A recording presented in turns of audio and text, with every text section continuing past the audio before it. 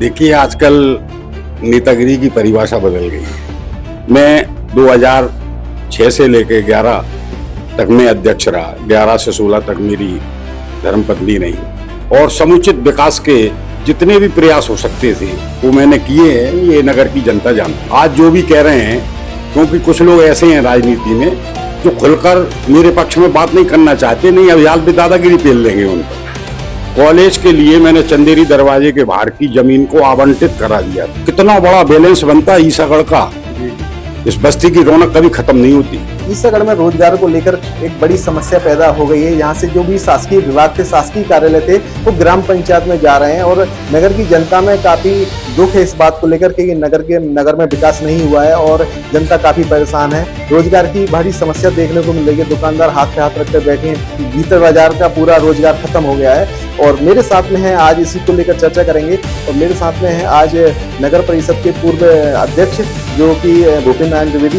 उनसे जानेंगे कि कैसा क्या रहा है। पहले जो नगर की जनता इतनी दुखी है नेताओं से और नेताओं के बारे में बोल रही है कि नेताओं ने यहाँ का विकास नहीं किया, नेता ने सिर्फ अपना अपना काम किया है और यहाँ से चले गए। तो जानेंगे इसे कि नेताओं ने क्यों विकास नहीं किया और क्या कारण रहा और नगर की जनता में इतना दुख क्यों है। क्या कहेंगे आप?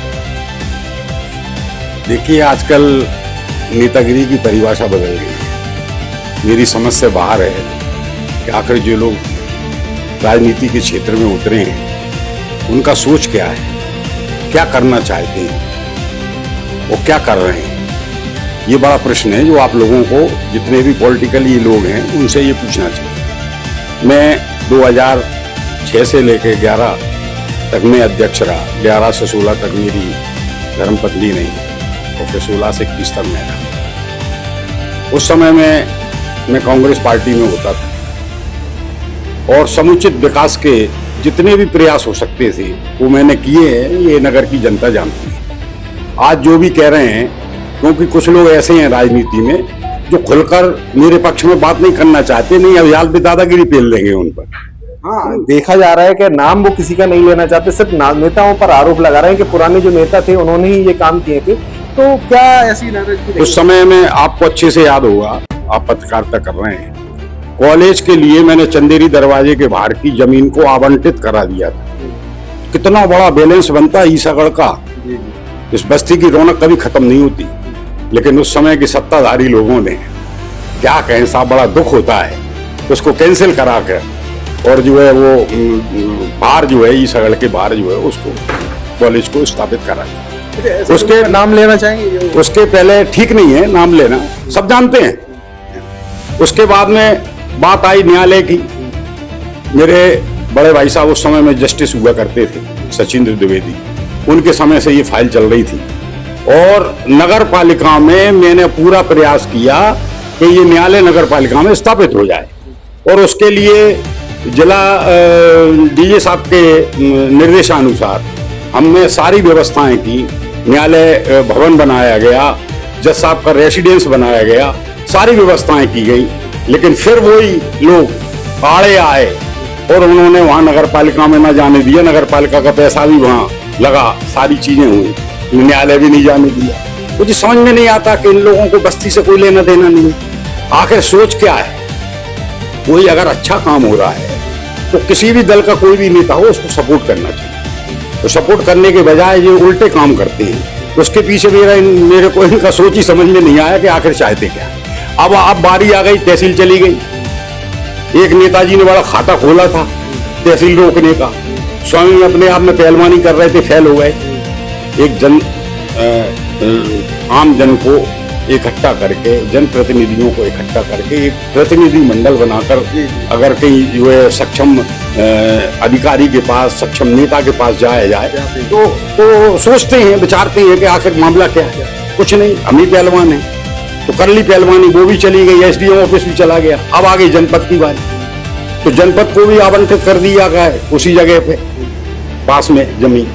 आप बताइए, इतना बड़ा ग्राउंड है। अभी महाराज साहब ने जन सुनवाई की थी और जो तहसील की बिल्डिंग खाली हो गई है उसको डिसमेंटल कर दिया जाएगा तो जनपद का कार्यालय वहीं की वहीं बना रहेगा। ये बेचारे छोटे छोटे से दुकानदार, छोटा सा शहर है, वैसे ही यहाँ पर व्यापार व्यवसाय नहीं है, सीजनेबल काम चलता है, लेकिन छोटे मोटे काम होते रहते हैं क्योंकि पूरे क्षेत्र से लोगों का आवागमन रहता है, लेकिन आज के वर्तमान जनप्रतिनिधियों को भी दिक्कत है। मैंने माननीय विधायक जी से निवेदन किया था, मैंने कहा साहब ये जनपद यहीं बनी रहे, तो विधायक जी ने हमको जवाब दिया बोले जो जमीन आवंटित की है ना वहां वो अतिक्रमणकारी कब्जा कर लेंगे। बताइए आप, मुझे मेरी समझ से बाहर हो गया ये जवाब। क्या प्रशासन से भी ज्यादा ताकतवर हो गए भूमाफिया ऐसा करके, तो जो जमीन पर कब्जा कर लेंगे। तो जमीन पर भूमाफियाओं ने कब्जा कर रखा है क्या? नहीं नहीं, कब्जा किया था, बेदखल कर दिया गया, ये भी आपको सबको पता है। और इतने ताकतवर अगर भूमाफिया, तो भूमाफिया के खिलाफ में अभियान चलाना चाहिए। बिल्कुल चलाना चाहिए। तो वो तो कुछ करने का नहीं है, और अब जनपद और जा रही है, ये पूरा का पूरा वीरान सा हो जाएगा। बिल्कुल वीरान सा। ईसागढ़ का एक एक नागरिक, एक एक दुकानदार इतना दुखी है जिसका कोई हिसाब नहीं। हमने महाराज साहब से अनुरोध किया है, और मैं फिर सोमवार को टाइम ले रहा हूँ महाराज से, एक बार और पुनः वस्तुस्थिति से अवगत कराऊंगा, तो महाराज जो भी कार्रवाई करवाएं।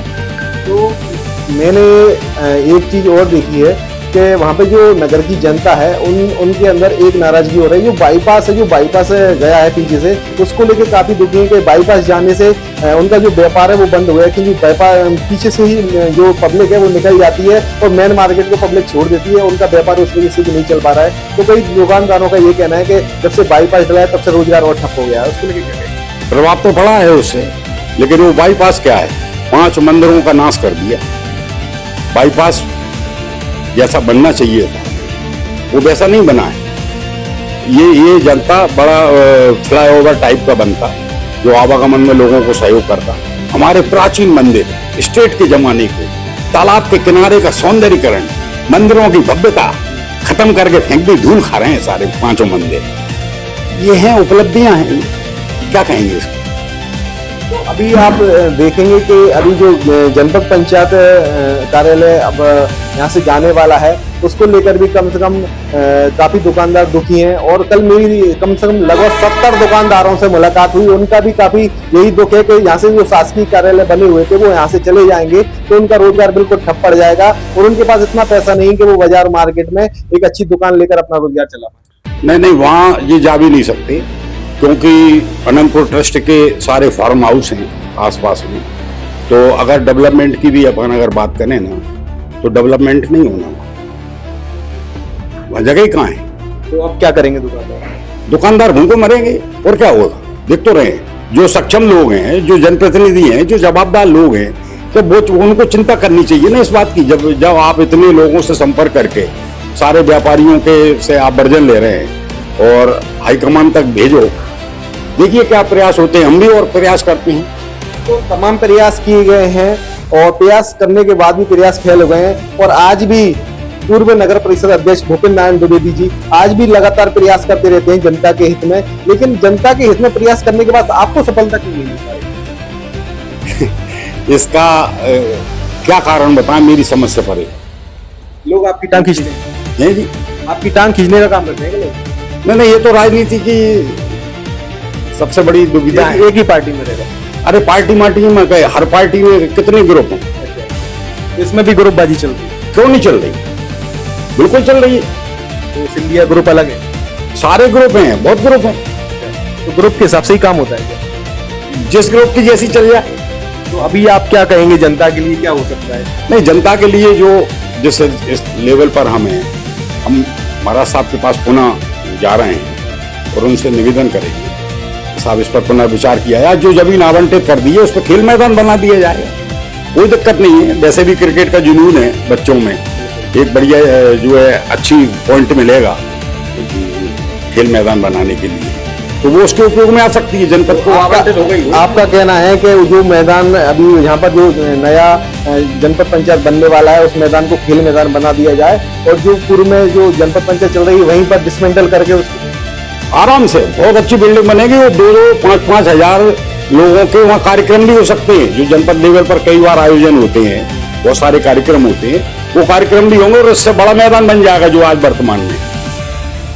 निश्चित तौर पर जनपद को वही देना चाहिए। आपने काफी आवाज उठाई थी जनता के बीच में, लेकिन जो नगर की जनता है आज भी नेताओं के पीछे यही बोल रही है कि नेताओं का कहीं ना कहीं सक्रिय नहीं रहना, और नेता जनता के बीच में कुछ नहीं करना चाहते, क्योंकि यहाँ नाकामी है नेताओं की और कोई अच्छा नेता यहाँ पे है नहीं जो जनता का विकास करे। तो ऐसा क्यों बोल रहे हैं लोग? वो देख रहे हैं ना, जो सक्षम जनप्रतिनिधि है देख रहे हैं वो, इसीलिए ये बात आ रही है सामने। ये थे पूर्व नगर परिषद अध्यक्ष भूपेंद्र नारायण द्विवेदी, जिन्होंने हमसे चर्चा की और उन्होंने बताया कि इनने भी तमाम प्रयास किए हैं और अभी भी लगातार जनता के लिए प्रयास करते जा रहे हैं, लेकिन उनको कहीं ना कहीं सफलता नहीं मिल पा रही है, जिससे नगर की जनता काफी दुखी है, परेशान है और उनका रोजगार पूरी तरीके से ठप होता जा रहा है।